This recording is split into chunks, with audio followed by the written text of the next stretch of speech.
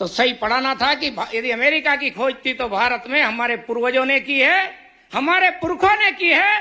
Columbus ने America की खोज नहीं की। और जो आज का चीन दिखता है पूरा, और उसमें जो बीजिंग शहर है उसकी डिजाइन नक्शा सारा करने का काम बलबाहु ने किया था।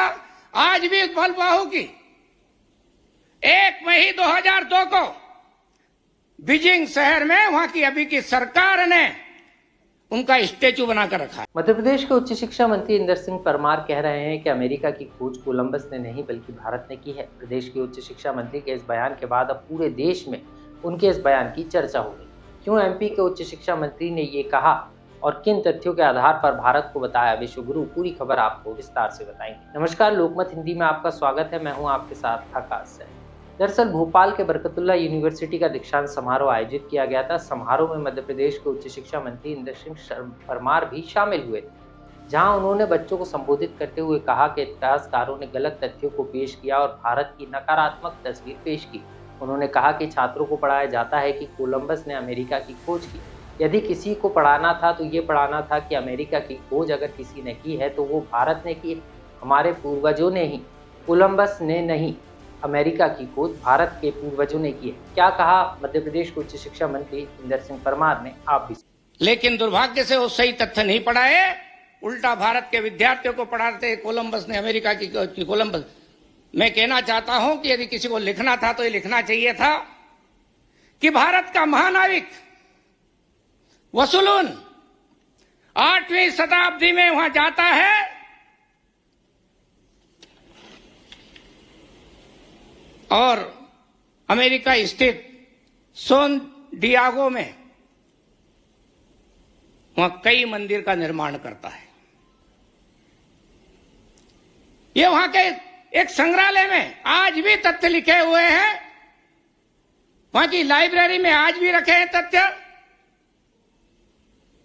अब यदि किसी को पढ़ाना ही होता तो सही पढ़ाना था कि यदि अमेरिका की खोज थी तो भारत में हमारे पूर्वजों ने की है, हमारे पुरखों ने की है।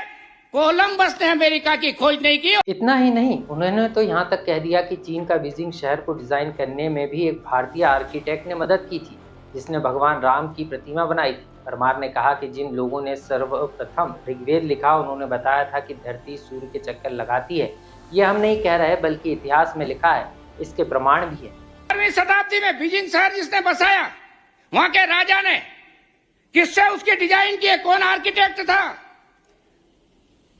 आज का नेपाल, उस समय का भारत का हिस्सा, बलबाहु नाम का आर्किटेक्ट वो मूर्तियां बनाने का काम करता था। बौद्ध की मूर्ति, राम की मूर्ति निर्माण करता था, अच्छे अच्छे भवनों के डिजाइन करता था। उसको बुलाया नेपाल से, बलबाहु नाम के आदमी ने, जो आज का चीन दिखता है पूरा, और उसमें जो बीजिंग शहर है उसकी डिजाइन नक्शा सारा करने का काम बलबाहु ने किया था।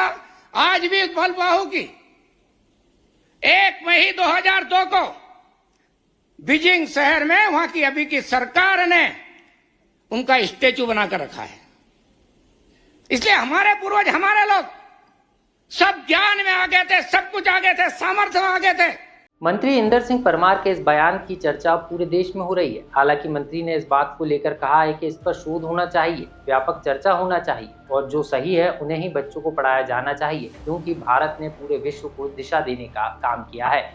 लोकमत के लिए मध्य प्रदेश से आकाश सेन की रिपोर्ट।